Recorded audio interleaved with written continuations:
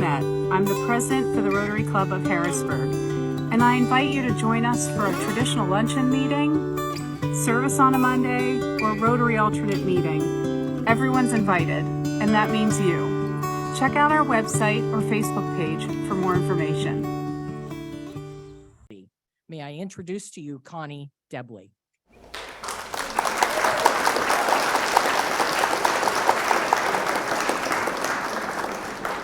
Thank you so much, Susan. That was very kind. My job today, according to Susan, is to tell you a little bit about myself, a little bit about my time in CSPAN, and why the heck I ended up here. So that's my goal in a very short few minutes, and also then to take any questions you might have. So get this going. I think I started pretty early in my interest in broadcasting. That was my first photo shoot on the left. And on the right, I was practicing using a toothbrush for my microphone. But I was always kind of interested in this kind of way of life, but never interested in television. Why? Because I grew up in north central Kansas, where in 1950s, where there was only one television station that we could get, was CBS. I had no idea what was going on and never have watched an ABC program from my era. There was no daily newspaper in the area that I had access to. And so it was a pretty isolated growing up.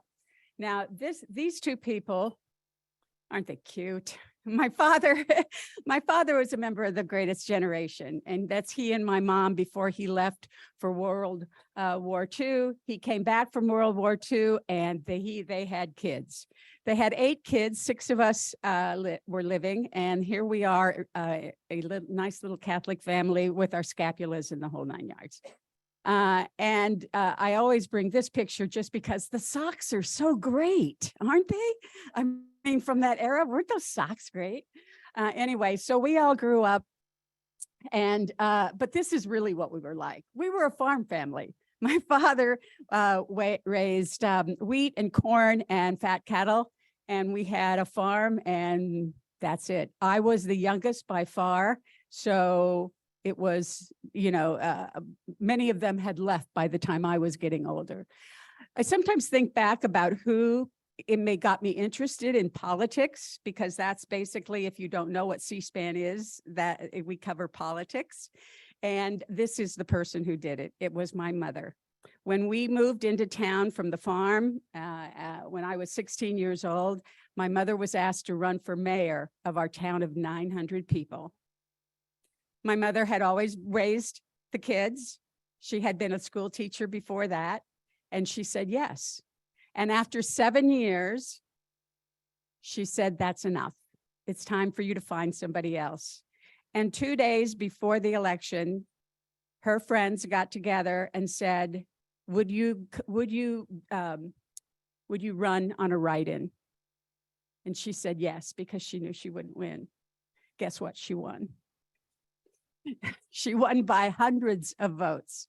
And so this is my mother during that period of time, and she ended up being mayor. The front rooms in my home was like a 3-ring circus. We lived on Main Street. My father answered the door. He brought the people in. They would sit in the living room. As their turn came up, they would move to the kitchen, where my mother would sit down and talk to whoever about whatever problem there was. That's how I learned politics.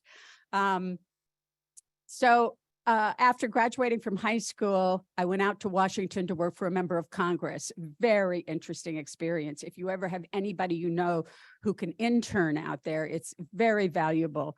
But after 3 years, I said, that's enough. I didn't want to spend my life on Capitol Hill. But I met this man. And I don't know if any of you recognize him, but his name is Brian Lamb. And he founded C-SPAN Television in 1979. He is from Indiana. He's a Hoosier. He grew up with just the 3 television stations, with just barely a daily newspaper in his area. But he had this idea that people were not seeing their government. as it really was. He would look at he would go to an event, a political event in Washington. Then he would turn on the television set and see it and say, that's not what happened. It didn't happen like that. And so his idea was to start a television network that would put the House of Representatives and the United States Senate gavel to gavel on television. And that's what C-SPAN started with in 1979. I stayed with it at the network for 25 years. Brian is now 80 years old. He is still at his office at 6 a.m. every morning after reading 7 newspapers. He is the greatest mentor I could ever dream of. And we still talk every week about what's going on in the world. For fun, Brian just attended the jury selection for the people who have been, what are they? They've been charged with different things in terms of the January 6th riot. So he goes over there and just sits and watches. That's his idea of a good time. So what happened was that after becoming a producer there, I was asked if I would be interested in being on the air. Now, being on the air at C-SPAN is not like what you see on television today. Our job was to facilitate. It was not to become personalities. I never, in the 25 years I was there, ever said my name on the network. We were just the interviewers and the facilitators. Now, this was kind of the early part. If you recognize that guy, here is a real early look at him, okay? You know this. But over the years, the C-SPAN call-in kind of became an institution in this country, if you might remember. There wasn't a place where Americans could call in and interact with their members of Congress, interact directly, ask them a question, go and be able to argue a point with a member of Congress who was a guest. This happened to be the National Governors Association, which we would cover. That's former Governor Ben Nelson of Nebraska on the left. We would cover that type of thing. We covered, obviously, the political conventions and did a lot of work with that. You can see, I think the next one, yes, was the 2008 convention. So we were always taking Americans' phone calls so that they could learn about their government.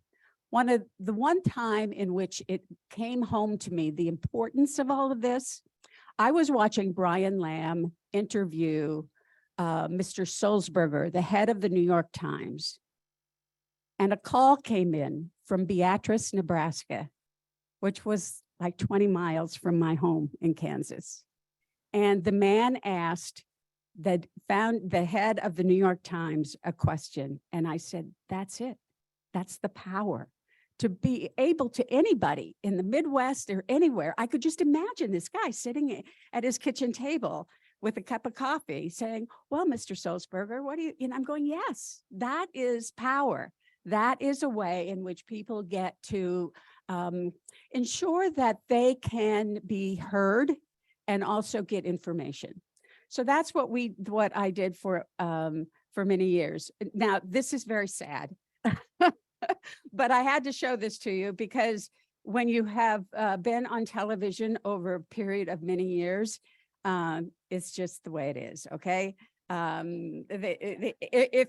If your question is, why can't she figure out what color of hair to have and stick with it, that question was asked to me on live television once. So the thing about being on television for a great number of years is that you never know when a guest of yours is going to do something different and become something different.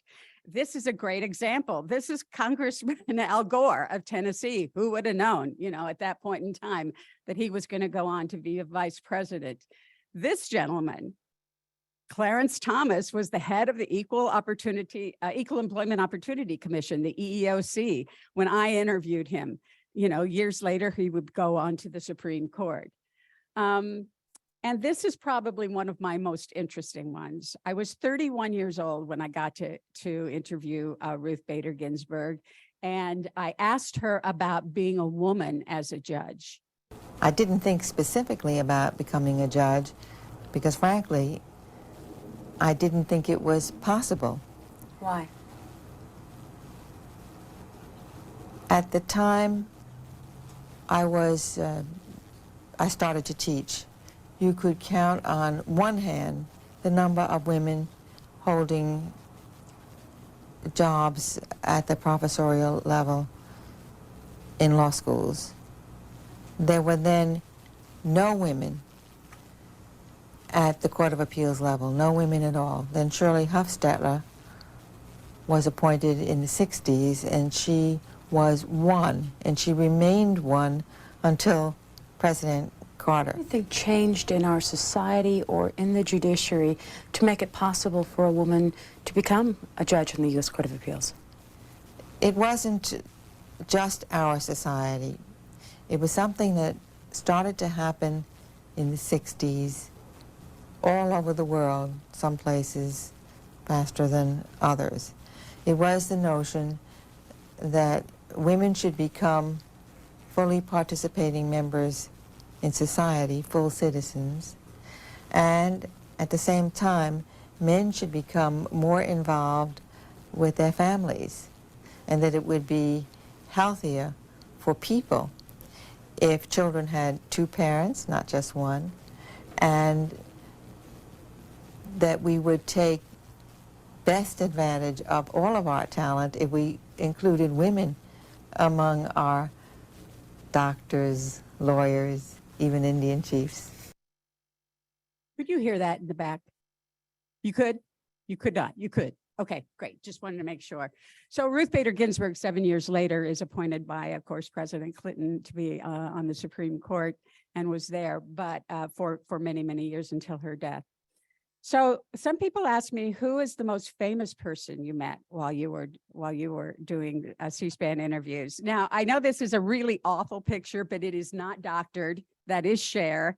She did come to C-SPAN to do a call-in program because she had interest in some issues involving the helmets of soldiers, and she was working on a project to help soldiers get better kind of things in their helmets to protect them. And so that is my and she follows and she watches, and she called in one time, so that was kind of fun. So that's kind of a look at some of those times with it's not coming up, is it?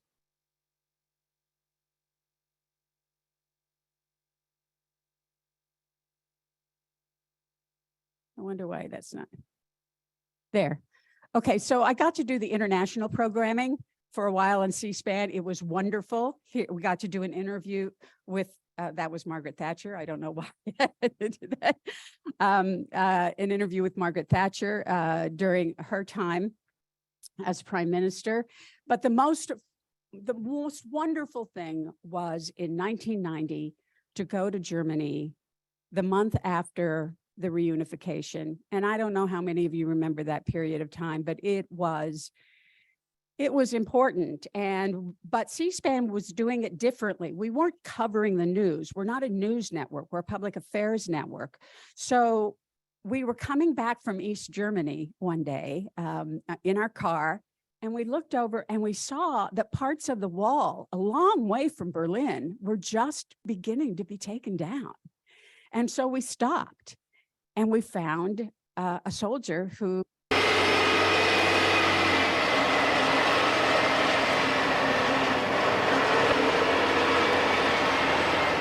What are you doing here? Und was machen Sie hier gerade? Wir bauen die Grenzanlagen ab, die Grenzsicherungsanlagen ab. So they are now taking apart the former fortification of the border. How do you feel about tearing down the wall? Wie fühlen Sie sich bei diesen Abbrucharbeiten? Es ist eine schöne Sache, dass dieser, wie sagt man, Streitpunkt zwischen den ehemaligen beiden deutschen Ländern verschwindet. Ich meine, wir standen damals, so schnell und so gut wie es geht zu erfüllen. So it is a nice thing now to have to take apart this former focusing point of tensions between the two Germanys. And we are now quite happy because after the 3rd of October we expected that we would be fired immediately by the West German army, but we have been received well, we have good contacts and we belong together, and now we are trying to fulfill the task of taking down this border as quick and as good as possible. What was your job before the switch? Was haben Sie gemacht, bevor halt die Volksarmee in der Bundeswehr aufgegangen ist? Da war ich Angehöriger ein Artillerieregiment. War ich Major. The gentleman was a major in an artillery regiment. So a major in an artillery regiment for East Germany, now taking down the wall. It was a pretty amazing experience. Probably the most difficult time working for CSPAN was on 9/11. On 9/11, we did something different because we're not a news network, we're a public affairs network. So our job was to open the phone lines, to let America talk. And we did that for 48 hours, a group of hosts and I did. And it was Eastern Shore, Virginia. Hello. Yeah, I'm kind of disturbed. All the callers I've been hearing have been having like a passive feeling towards all this. I think it's time we get a little angry. I mean, I believe everybody in America knows who did it. I mean, who's been doing it all to us all along. Here's some emails that have come in reaction to this. Looking at today's horrific events from a broader historical perspective, the problem of terrorism against the United States would seem to be inevitable. The world, he says, is out of balance. The has-everything country is bound to be a target of the have-nothing countries. Religious fanaticism is the weapon and not the true basic motivation. The rage of the underprivileged is the real basis of terrorism. Next call is from Lake Stevens, Washington. Hello. And we did that for 48 hours. It was difficult. It was, but we knew we were doing the right thing. And that is a simple thing. And that is just to allow people to talk. C-SPAN started Book TV not all that much longer after that. And I'm going to wrap up here so that we can have some questions. But Book TV was my love. I ended up really, really loving being able to do book television. And in doing book television, I was able to interview some very interesting people, obviously. There's Laura Bush, who was the head of the National Book Festival. I interviewed her several times. I also got the opportunity to interview Jimmy Carter, not for what he did in his presidency, but for the books that he wrote. And that was fascinating, just to kind of take, it was 3 hours long, and just to kind of take it and shift away from politics and really into everything from his stories to his poetry to his all the things that he has written over the years. And just because, something for the hometown group, one of my favorite interviewees was David McCullough. Of course, David McCullough's from Pennsylvania, and just an amazing historian. So I'm going to flip through here real quickly and there's a tendency. Do some of these.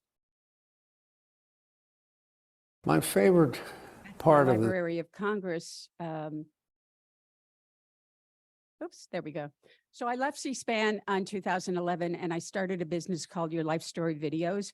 I am a big believer that people's life stories are important to save.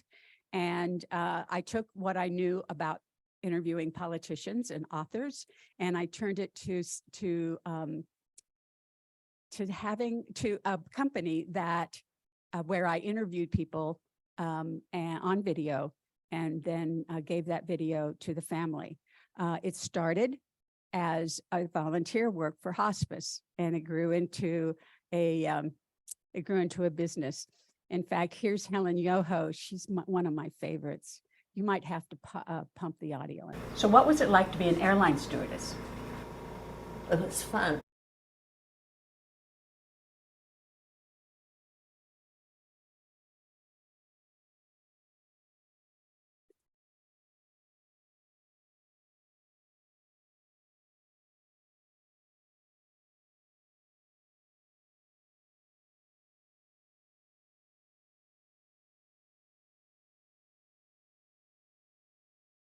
No. Can you push the button for the video? Thanks. Nope. That is video. Okay, we won't take the time. Let me just. So what was it like to be an airline stewardess?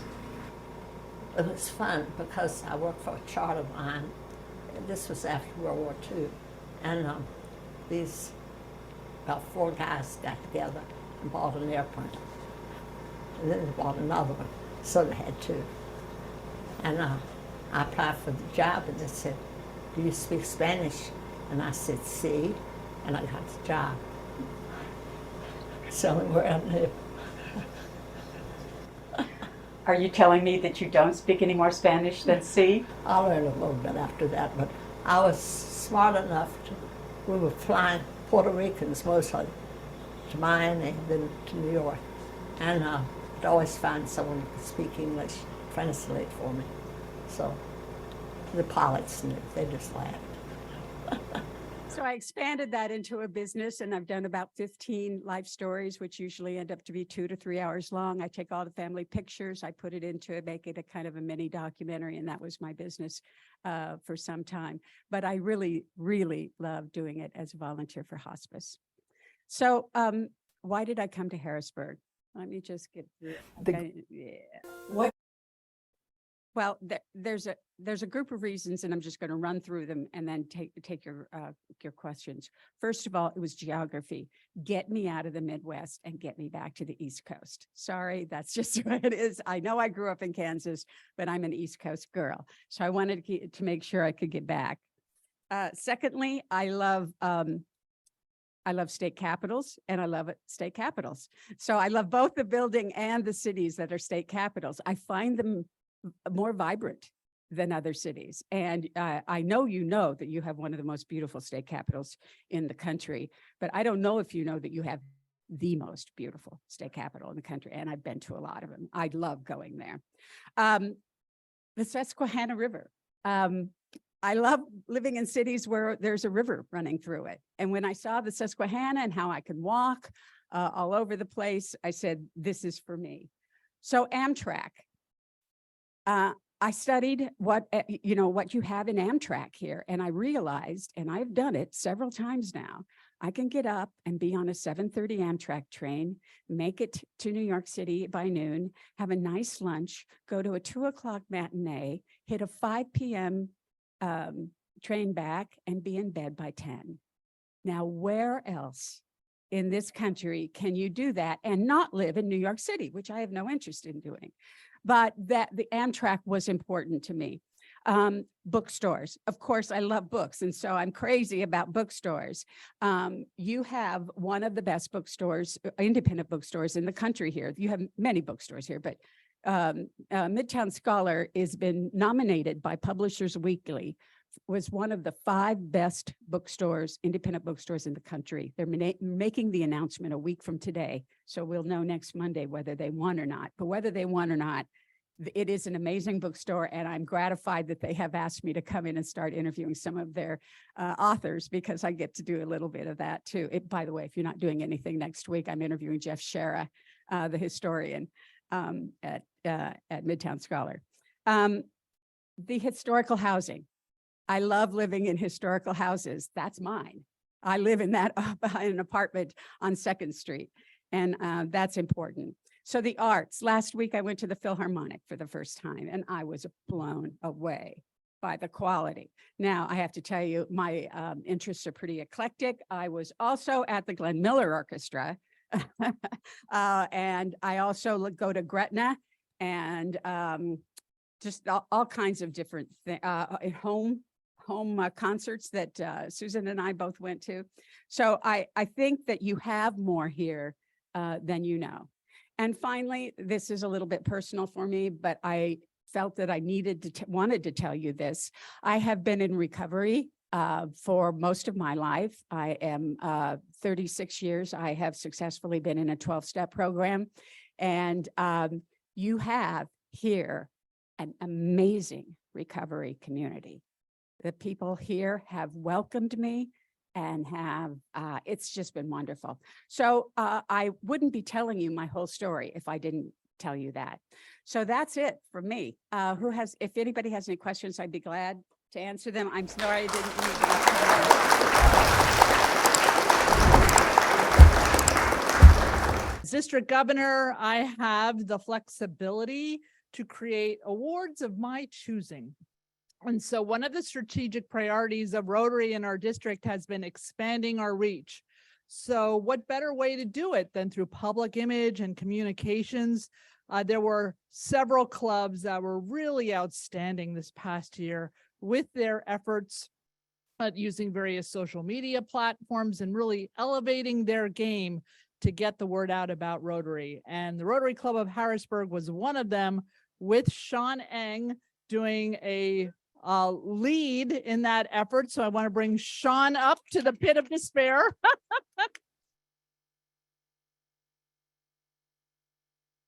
Behind every great man is an entire team, and I know Sean has an entire team behind him.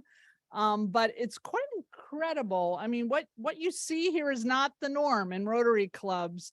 The expansive reach of all your platforms, including YouTube and videos and LinkedIn, etc., has been quite extraordinary. So I just really want to personally thank Sean and all the members of the committee for such a fabulous effort. You know, normally we give awards that are dust collectors. I thought I'd give something practical. This is a super duper selfie stick that can be used. So thank you very much, Sean and committee, for all your efforts. Thank you.